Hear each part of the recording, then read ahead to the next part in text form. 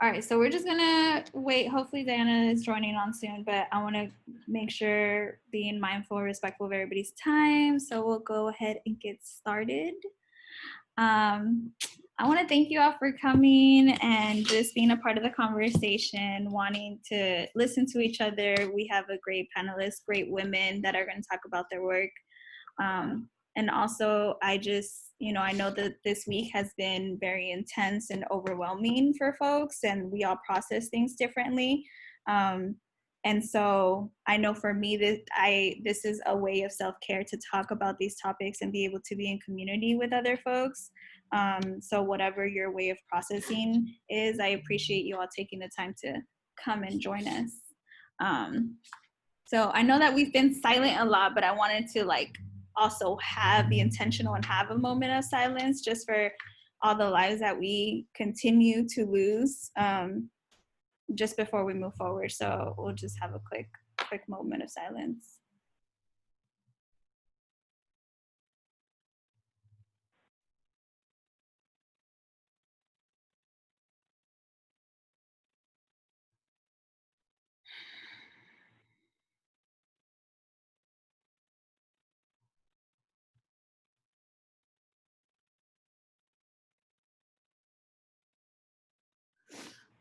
All right, just had to take a deep breath and kind of be present and intentional with you all.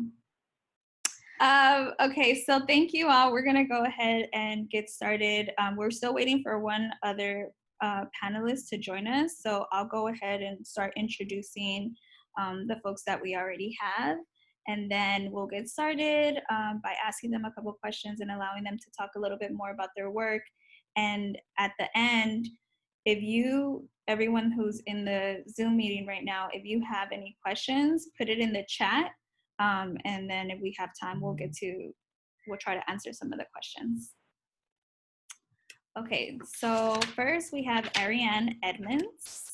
And Arianne, or Ari, is a 5th generation Angelino and the founder of JL Edmonds Project, an initiative dedicated to preserving the legacy of the Liberator newspaper and Black Angelino history and culture. She curated exhibitions and produced public programming about early 20th century Black history, journalism, genealogy, memory, and legacy for cultural institutions, including the California African American Museum here in LA, and also the LA Public Library and the Schomburg Center for Research in Black Culture in Harlem. And her research was recently featured in the New York Times, the 1619 Project. She currently is a director of I always mispronounce it, so Ari. You too. Yeah, you too. Yes. Yeah. It's a community gallery in downtown LA and consults on national arts projects for the U.S. Census Bureau Open Innovation Lab. So welcome, Ari. Thank you. And we also have Rosalind McGary, is a Southern California-based artist whose artwork explores the emotional layers of Black womanhood. Her interest lies in art and the practice of painting as a healing tool for both individuals and communities. She has taught art throughout UC Berkeley's SPEAR program and also with Berkeley Health Center and the East Bay Consortium for Quality Healthcare, where she curated an art curriculum for the youth, and youth focuses with challenges, adults and women. Rosalind is also the founder of the Compton-based Sepia Artist Collective, through which she produced the critically acclaimed iconic Black Panther, a multi-city large-scale group art exhibition, which was amazing, that has so far engaged over 200 diverse artists. Sepia Artist Collective is dedicated to creating spaces and opportunities for artists to express themselves and heal their communities. And she also, in November 2019, she also founded the Cake Cutter Institute, a nonprofit arts and cultural education organization whose purpose is to produce art project that supports and centers artists in communities of color. And she works a lot with Mayor Asia Brown and community stakeholders to develop arts and curriculum education in the city of Compton. So yay for Rosalind. And I think Dianna just joined us.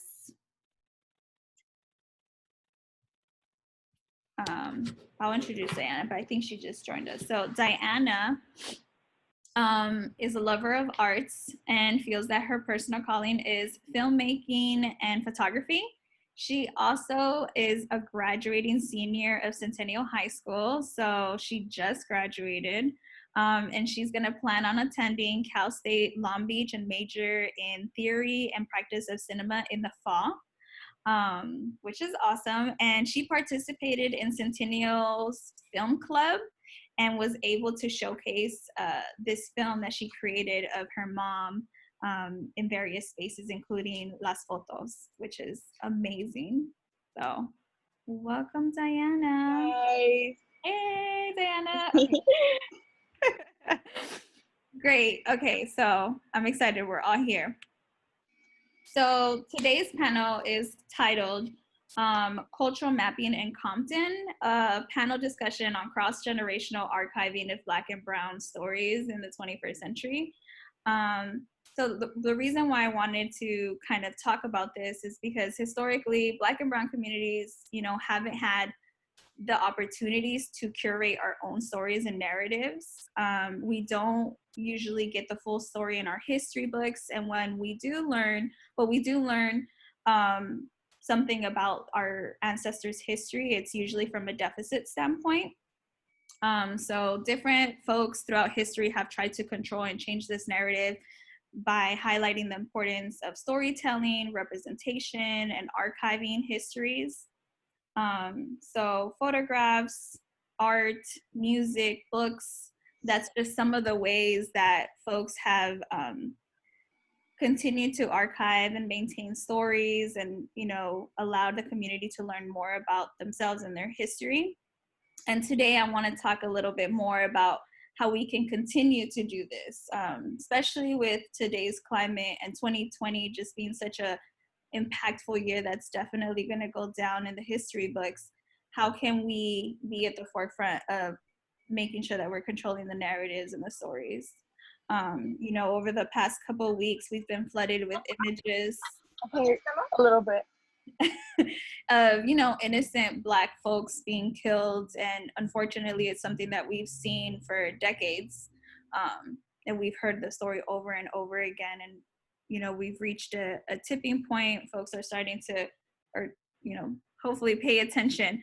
And there's protests happening nationwide, worldwide, and demanding justice. And folks are archiving this, right? Like years from now, people are going to see these images, are going to see these videos, and how will we tell that story? How will our kids remember that, our grandkids? So how will we explain the times? How will we explain the stories? And who is going to explain it, right? Like, how can we make sure that we as community of color kind of are at the forefront of that discussion? So on that note, we'll go ahead and get started. I want to go ahead and start with Ari. And Ari, your work with the J.L. Edmonds Project is not only your personal history, but can represent the history of so many other folks that did that migration from the South to the West, which we often don't hear too much about. We hear about the great African-American migration up north, when folks went to Chicago, New York, Detroit, but we don't really hear it when they came to California, and it's a needed history. So can you talk to us a little bit more about the project itself, why you decided to create it and share it with the public, and just personally, what does it mean to you to be able to have it? Yeah. Well, I just want to first thank everybody for being here, and thank you for having me, Abigail. This is exciting. The project started about close to 10 years now, maybe 11 years at this point. It started off with just me being really curious. So the J.L. Edmonds Project documents our family's newspapers. So Jefferson Lewis Edmonds, who was my great-great-grandfather, was born and enslaved in Mississippi. and learned to read and write through the Freedom Bureau schools. He was like an activist and went around canvassing for Black folks to actually vote just after the passing of the 15th Amendment. So this is like 1870s, trying to make sure we can vote. He brought a lot of that like civic engagement to his work here in California, and then dedicated the rest of his life to encourage Black people to leave the South and to come and create kind of like a new world here in Los Angeles. Our family moved here in the late 1880s, where there were probably less than 100 Black families here. By the time the paper ended, which was in 1913, the population had grown about 70%. And Jefferson, along with his contemporaries, helped to establish all these systems and networks to encourage Black families to come here, but also have a safety net to be able to purchase land, to invest in education, to have a faith community so they didn't feel disengaged from their families if they had to leave in the South. And one thing that has come up in my research is that this generation during the Reconstruction era, so like just one, literally 30, 40 years after slavery ended, these are folks that in many ways their children are like first generation. They have no structure around what it means to be a citizen, and so that transition from being someone's property to being a citizen in this country was what Jefferson and all of his contemporaries and a lot of Black publishers were working towards. And of course, I didn't know any of this when I first started. My grandfather did a lot of this research when I was little. He passed away and no one else picked it up. And I actually wasn't that close to my dad's side of the family, just my dad. And so I started kind of looking and asking a lot of questions, and I found this like treasure trove of, all the original newspapers and photographs of our family on Bruce's Beach in Manhattan Beach, which is like one of LA's earliest Black beach resorts. Like there's all these like all these little treasures that have been in our family's little home office locked away. And I remember looking through everything, feeling like these were other people's families that they couldn't reach. So that's what birthed the Jail Edmonds Project. I wanted other people to feel connected to their family and to know that someone was preparing for them, someone loved them and wanted to create space for them. I feel like that's really kind of the core of the work. I think it's so important what you were talking about in terms of this feeling of wanting to be connected and have a space and have a community. I think it's something that, like you're saying, it was felt by your great grandfather. And even now, folks are still trying to figure out, like, what does that look like for myself? Like, what does that look like to have a space and a community? So I think it's great. And I think I would encourage everybody in here to check out the project. So that's amazing. Thank you so much, Ari. Thank you. So I want to ask Rosalind something now, just as we're talking about these like images and stories. Like I mentioned earlier, a lot of what this means, like what the Black image means, has been curated or kind of controlled from folks outside of the community. And I love that your work really tries to focus on womanhood and Black women. So can you talk a little bit about like, how do you approach that? How do you address that through your art? And then how do you translate that with your work, with the youth and communities? And why you feel like it's important to do that, right? Because even how Ari was explaining, like there's so much history around this, like folks were doing it back in the day, we're trying to, and then there's this importance of being able to pick it back up and continue it. So can you talk a little bit about that process for you? Sure, absolutely. So yes, first and foremost, I am an artist, and my work is truly autobiographical. It pulls very kind of honestly, and from my interactions with the women in my life, you know, the women and the men in my life. But it's autobiographical, so it is very you know, focused on the the need to figure out where I am, and provide some context for myself wherever I found myself over the course of my life. I was a military brat, so I didn't settle in Compton until I was 10 years old. I lived in other countries. I lived in other cities around this country. We moved a lot until I settled here. And in each place and in each space, there was a figuring out of, you know, what it meant to be a Black family in that context. And so a lot of my work just grew. I was an introvert, and I painted that, and I drew. That's how I you know, found solace and a safe space. And so over the years, that's just how my work just organically developed.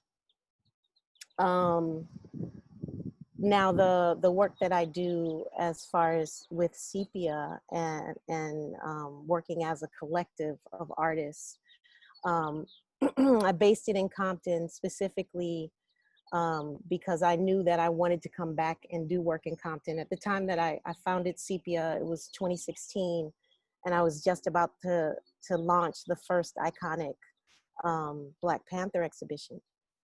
But I based it in Compton, kind of an agreement with the universe that, okay, at some point, I'm going to be back home, and I'm going to be doing something in my city, because what really weighed on me as a young person who was always very visual, and I think all young people are, we're just open, right? When you're young, you're just open always. And I remember distinctly how I felt walking home from school along Alondra Boulevard, and how what I saw influenced how I felt about myself and the possibilities for my future. And so coming back to Compton in 2014, after my father passed, and living here again, I find that there's so much that looks exactly the same as it did then. And so now I feel a sense of responsibility that's stronger than ever, to take what I've learned elsewhere and bring it back home. Did I answer the question?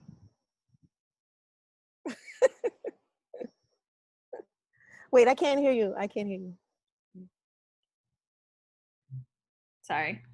No, yeah, I mean, yes, talking about why you do this and what's your process. And I think with everyone, even with Ari, like, it's so personal. I think as artists and as storytellers, you can't not do this work without it being personal, and kind of like a reflection of your own journey, and just how we all kind of came, or are still doing, right, trying to figure out this sense of who we are, you know. And I think a lot, I know this, you know, I'm not a panelist, but for me, that's a lot of what I think about with Color Compton. Like, we develop who we are and our sense of identity based off of where we come from and who we come from. Sure. Right? Like, it's important to know your history, just in both in space, like in the place that you're in, and in your people, right? Like your ancestors. And so I think it's cathartic too, to do, right? Like this work. And so, no, I think you answered it. So. Okay. Oh my God, no, that's great. So, okay, so then similarly, because we're talking about how this is kind of a reflection of who we are, Dianna, who is our last panelist, she's also our youngest panelist. And it's amazing to see a young person so passionate about documenting stories through the arts. and I know she participated in the film club, Dianna. And I wanna ask you to just talk a little bit, Dianna, about who you are and why did you decide to participate in the film club, and what was that process for you, right? Because I think, at least for myself, when I was in high school, these types of tools and opportunities did not come often, and so I think it's great that you had this great opportunity to be introduced to filmmaking and archiving, and then turn that around and do that with your family. So can you talk to us a little bit about what that experience was like for you and how it's impacted you? I know you're talking about, pursuing that as a career, so that's exciting. So, well, while we wait for Dianna to kind of rejoin, I'm gonna go ahead and open up some questions just for everyone. So I'll start off with, when we talk about archiving and documenting Black and Brown stories, it's not only artifacts, right? It's art as well.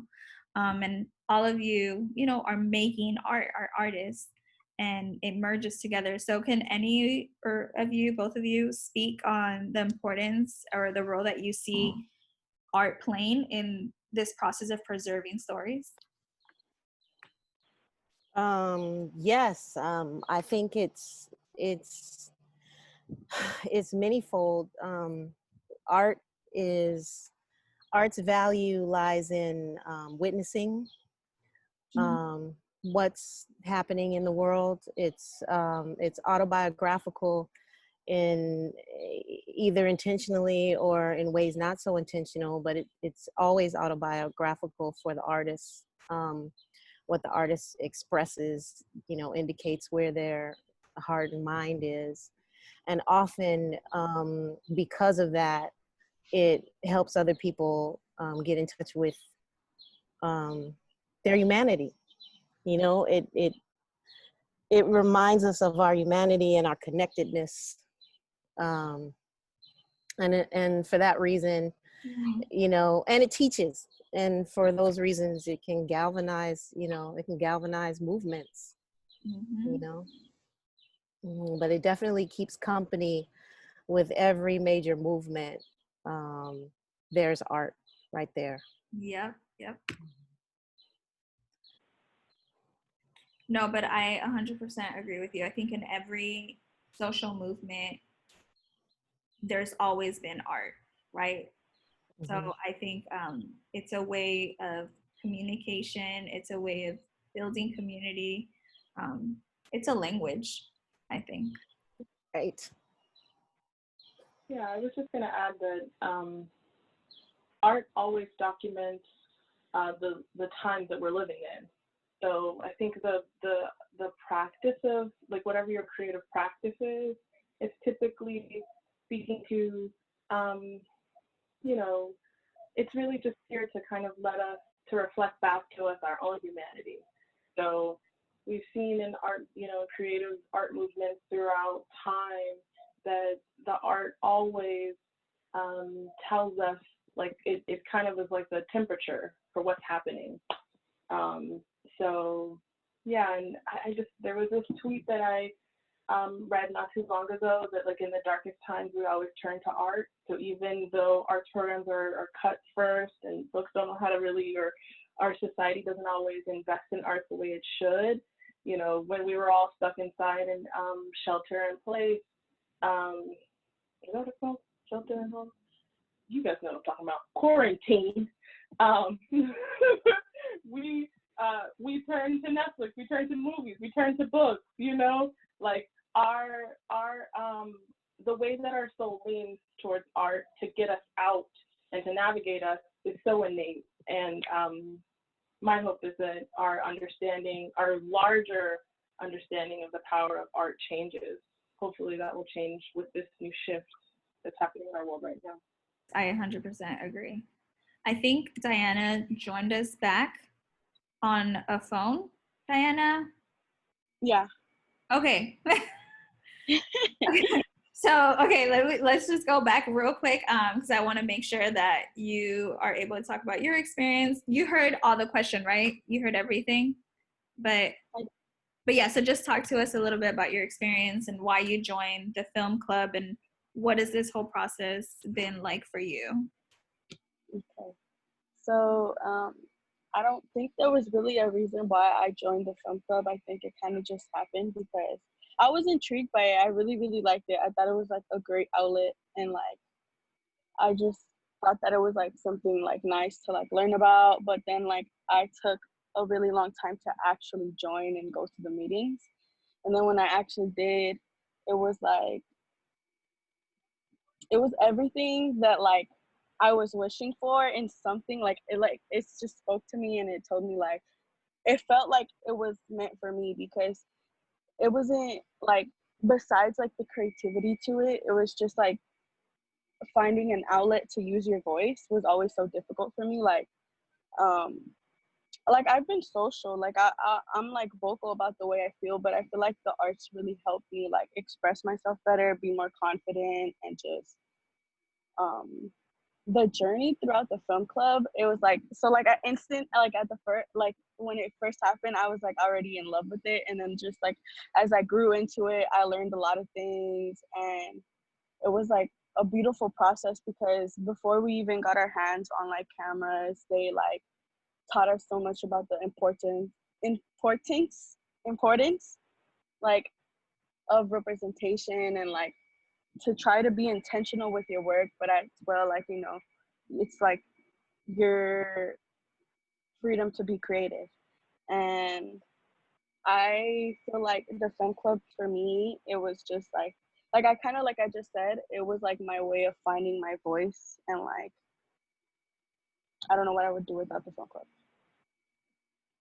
Thank you. No, that's amazing. And so I'll send this to everyone if Dianna, is okay with it as well. She did this little short film that highlighted her mom, which I think it's great, like a great way of kind of merging art and history and archiving. But this kind of leads me to my next question. It's just like women, like we're amazing, but women have always played such a key role in all social movements. And when we think about, how art has always played a role in social movements, so have women. Women have always been crucial to any movement. And I'm thinking about just moving forward and archiving and keeping stories. How do you all, this is for all the panelists, how do you all see us highlighting whatever women need to be highlighted and make sure they're not lost and forgotten? Like we're in the middle of a social movement right now. And, I'm sure there's going to be many more. And so it's just, as these things happen, how can we, and also in the youth, make sure that these women's stories are highlighted? Because oftentimes in our history books, we don't hear her story. We hear history. So yeah, can any of you talk about a little bit about that?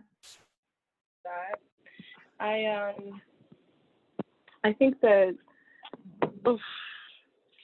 I'm always so inspired by like artists and writers like Alice Walker, who went searching for Zora Neale Hurston's research and work, her anthropological work.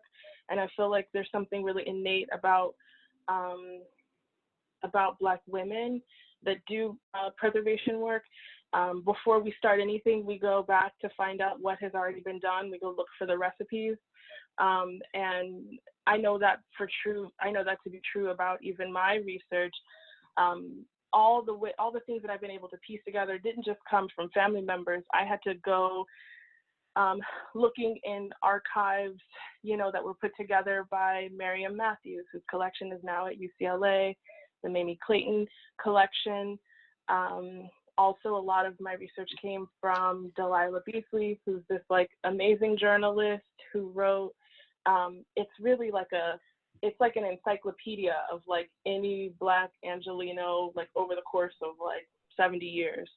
So these are like Black women that left all these clues. I'm a firm believer that the way that Black American people have learned the way that we have learned to keep like how to hold on to information and keep it for safekeeping has been a survival mechanism, like having to keep certain records like in the Bible, or, you know, even just like kind of keeping things in quick phrases so that we can like navigate, you know, living in this world, like Black Twitter. I think that we have things that are really coded and short. And so I think there's something really instinctual. I found that my research has been more intuitive and less like academic.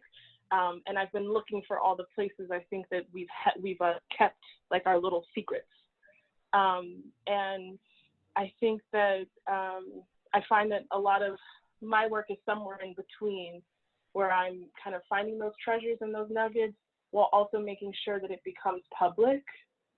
So our family kept all the newspapers that span from 1900 to 1913. Jefferson put them in bound books, and they've been passed down our family for 100 years. And 2 years ago, me and my dad made sure that everything got documented. So some of it, I think, is, yes, finding those stories, finding where we've kept things hidden, but also waiting for the generation that's ready to make sure that that information is accessible, so that we can make better decisions, informed decisions about how we need to move forward as a community. Yes, I do. That was beautifully said. Yeah. Really beautifully said. And you know, as you were talking about it, I was remembering how my father actually put notes in all his books. We still have so many of his books, but he would put these printed out or written notes with dates or notes about the author of the book, and you know, just something else, some research. I can go on a treasure hunt, just, you know, following his mind and thought through something. But what I thought of, Abigail, was the day we met. We were both at a celebration for Douglas F. Dollarhide, who was the first Black mayor of Compton. And I was asked by the Compton 125 Historical Society to add some kind of component that talked about the arts and the arts in Compton and how that related. And so they told me about a couple of artists who were here in Compton in the 60s and 70s. And when they told me about them, I looked them up and found an archive. And so by the time I met Abigail at this event, I had said, well, I don't want to talk about Dollarhide, really. I really want to talk about this archive and the Compton Communicative Arts Academy that existed here that I knew nothing about because I missed them. I was maybe 6 years too young when we got here. And so, but I have friends who learned under Otta Bridge and Elliot Pinckney and all these greats who were here in Compton. And so I met you told me about a sister, Janice, who was also digging through those very archives at the same time. And since then, Janice and I have partnered and done a couple of workshops based here in the city, based on the Arts Academy. The Arts Academy was predominantly run by men.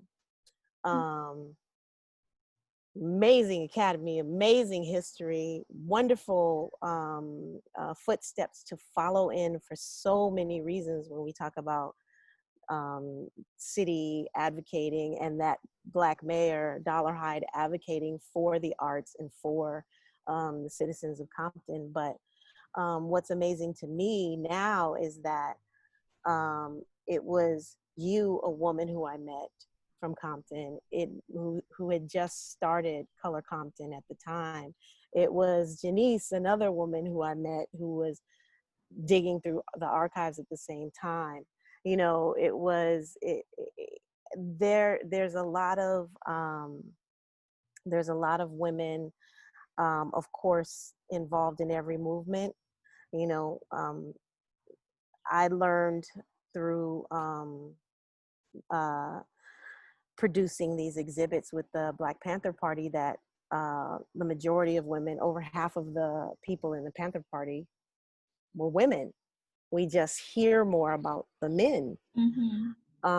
So I have forgotten the question now, but I think it, I think it's the significance of women when we talk about saving and documenting our narrative and the importance of telling our narrative. And I'm encouraged because I see a lot more women in positions of, for lack of a better word, power, in positions of community, in positions of, you know, moving the culture forward. Yeah. No, yeah, that's, Mm-hmm. thank you for that, because that's true. And the work with the CAA, I think it's something that I also didn't know anything about until I met Janice. And I was like, what is this? You know, like there's this rich history of art in our community that the new generation isn't being taught. And so this goes back to, again, this bridging of information across generations, because it needs to be passed down, right? Like, and how Ari was talking about, both of you just digging through, where do you find this information?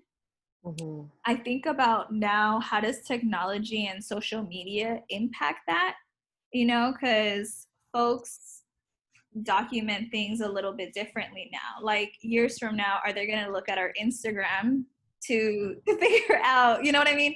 And so I don't know, Dianna, maybe, you know, you kind of being a part of this next generation, if you're interested in going into this, like, what does that look like? What is that digging through our books and notes look like for the next generation, keeping technology in mind, you know? Yeah. Yeah. Oh my God. I think it's really, really, really important, because even what you guys were just talking about, I have no like I didn't know that there was like so much history in art to Compton. Like I feel like it's one of the most creative and like just, I love Compton, but I did not know like that there was just so much history to it. And for like the youth and the generation that's coming up, like I do think about it, like how are they gonna look at what we did, and how are they gonna, like, are they gonna get inspired, or are they gonna like go about things like their own way?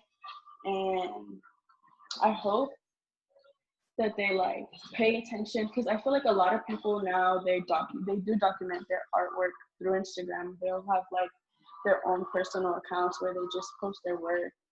And I feel like it's a great way to promote your work, not promote it, but I more so like share it and have people see it. Younger folks, like they'll look at it, and like I get inspired by so many Instagram photographers that I know personally, and they do a lot of archiving work on their own family background. And I look at that, and there is like archival work for me in like my family, and in my short film about my mom, that's like a lot of what I focused on as well. I incorporated images of her when she was young to give more so a visual of what she was talking about, because her story was basically her life as an immigrant coming to the States and trying to like adapt and like learn how to basically survive out here by herself, because she came to like a country where she didn't have anyone. And did I answer the question? I guess I got lost too. But in my family, there's not many women who are creative. I have an uncle who he really inspired me, and he supports me a lot. And if it wasn't for him, like there were so many times I would just call him up while I was editing, and I was like, I don't know if this is gonna come out right. Or like even mentors that I have, like I'll be like, I'm scared. And there was a lot of learning to it as well. Like I had to learn that like you can't fit everything in one. Like you're, as much as you love a project, sometimes you're gonna have to cut some stuff out. Because I remember I had shot on a Super 8 camera, and I had like 3 minutes of footage, but still I had to keep it short so I wouldn't like expose them to like too much in a way, like that it's like overloading, or like let's say it's not as relevant to what the story is about. It was a lot, but I hope I answered the question. Yeah. No, yes, definitely. Yeah, because I think about even with like transferring with new technology, I'll share quickly for me. Um, it's hard for me to find archives in my family because, you know, my dad, he took his first photograph when he was like 22 years old.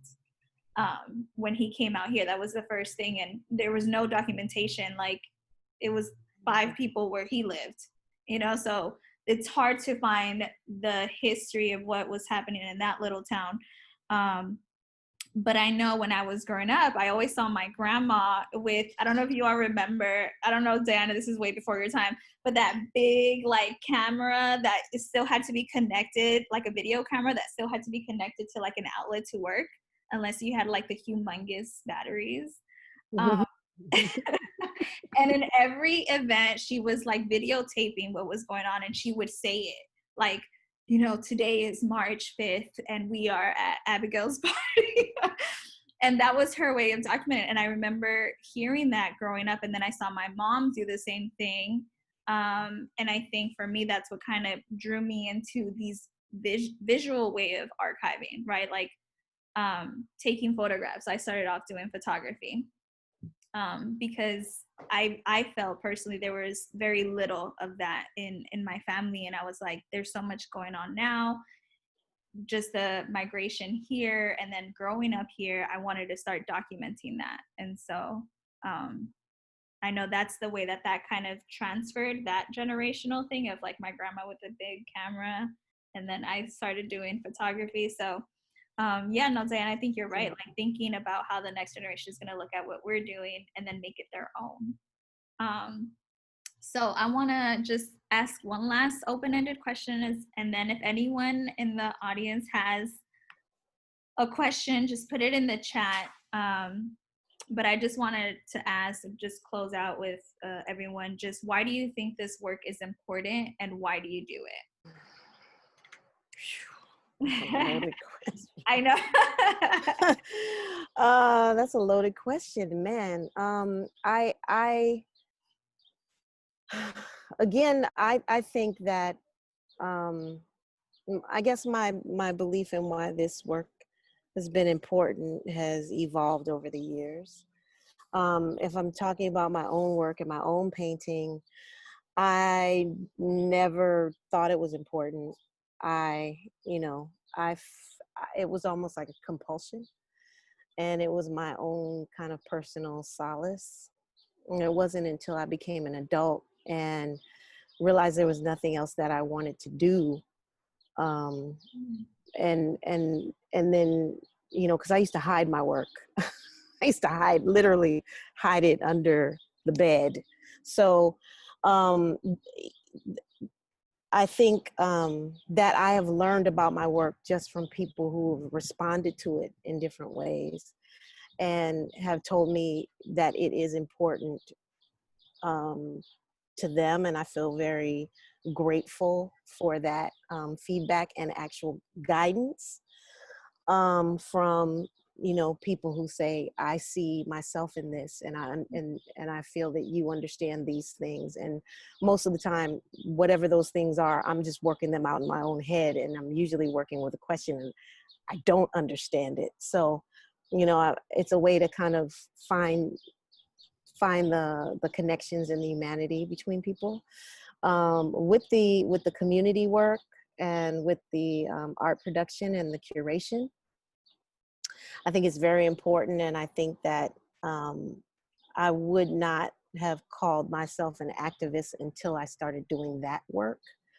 And there's a really steep learning curve for me as far as that's concerned. But the importance is, you know, like you said, you know, first and foremost, reclaiming the narrative and centering ourselves in the story. There's really no one else who can tell me who my heroes are. There's no one else who can, you know, and I want to have these conversations with my people. You know, I don't want to have these conversations with the dominant art culture and all this like noise in my head at this point, you know. And then and then besides reclaiming the narrative and telling our stories, and you know, for our sakes and our ancestors' sakes, I think the importance is the space making aspect, the creating opportunities for our young people, you know, finding ways to kind of clear path for them. That's, you know, with the history, with our history in this country, that is it's a blessing to be able to do that. It's a blessing and an honor to be able to create space, you know, because for so long we had to survive. You know, if we go back, you know, if we go back as Black people in this country, you know, I can talk about my parents' experience. I can talk about my grandparents' experience. I can talk a little bit about my great-grandparents' experience, and then it goes dark. There is no, there's no, you know, there's no information that comes. So it becomes even more valuable, those things, you know, those paths. And so the fact that we're in a time where we can create space, create opportunity, listen to young people and say, oh, you know what? I know somebody who's doing that exact thing, who is a woman of color, you know, go talk to Abigail because she knows the way, you know what I mean? That's, to me, that's what it's all about. Oh, you said that so beautifully. Thank you. Thank you. I think for me, the most important piece of this work, actually a few things.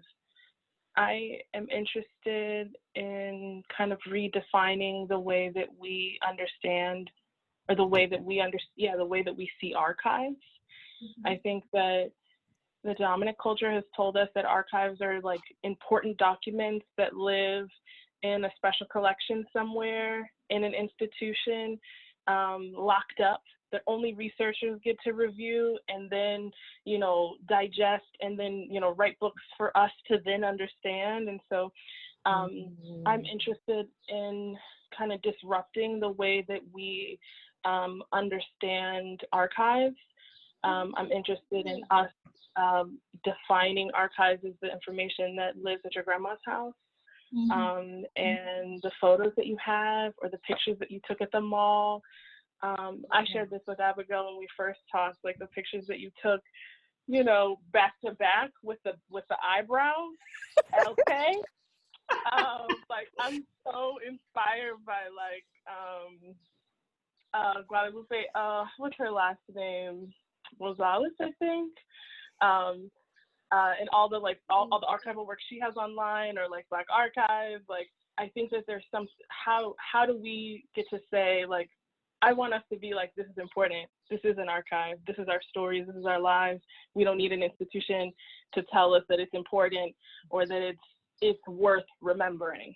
So I kind of want to revolutionize the way that we think about memory, and how we think about our collective memory, and how we get to be centered in that. Black and brown people get to be at the center of these stories because Black people built this country, and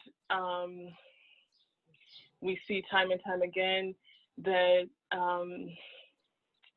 that we don't get to tell our stories.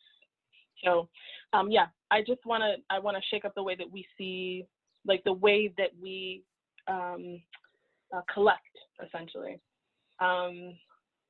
What else? I just also think as women, we're also like we are the keepers of the archive, and we are the keepers of our culture. We are like the first classroom and the first library for young people in our lives. So I think that's why you find so many women that have kept all these things, or you find it at your grandma's house, or your aunt's house. And so I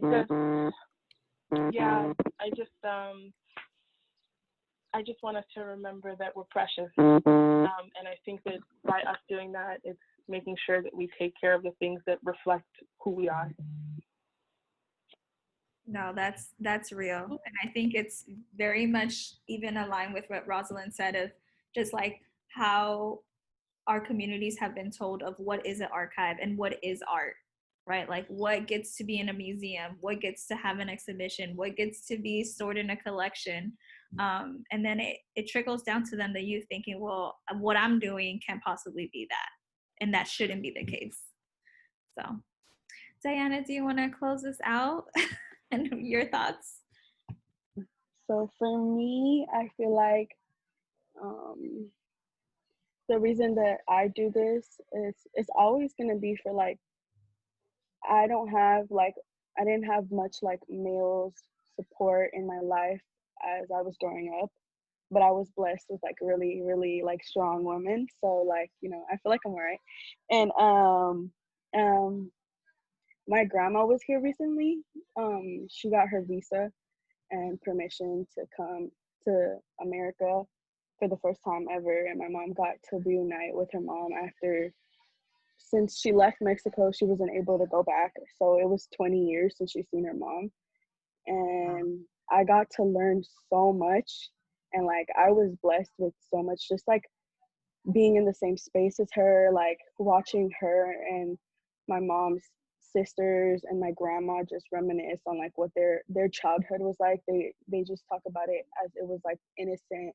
It was beautiful. Like they were, obviously there was a lot of poverty where they lived. They weren't like spoiled with the best, but they felt like they had each other's love, and that's all they needed at, like, you know, whatever was going on at the time. And I don't know, like I do it more so because I do know that like it kind of also ties in with like my education and just wanting to learn and like become somebody, because that's a lot of what it has to do with my mom's, well, like the film that I made about my mom, and it's her story about how much she wishes that things were different, and that like she wishes she had different opportunities or doors to just continue pursuing her dreams. And I do it more so like I do it for my people, for people of color. I do it for,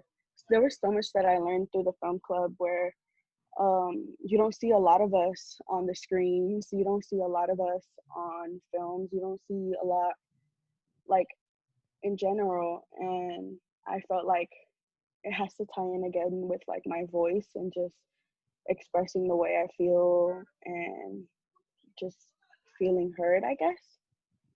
And like telling my mom's story, it made me satisfied. And like a lot of people are telling me like, you can be satisfied, but you got to keep on going. You got to like find more and just keep on pushing through. And yeah, I think that's it. That's beautiful. Thank you so much, Dianna. And I'm excited to see, like I said when I introduced you, like another young person be excited about this work, you know, and you wanting to pursue it. And so I can't wait to see what other films you make and how you continue your work as well. But thank you all. I know we're a little over 3 p.m., but I want to thank you all for making the time to come and share your work and your story and what you do. And then everybody that's listening, just taking the time to listen to us. I know there's some comments of folks that want to see Dianna's film because we keep talking about it.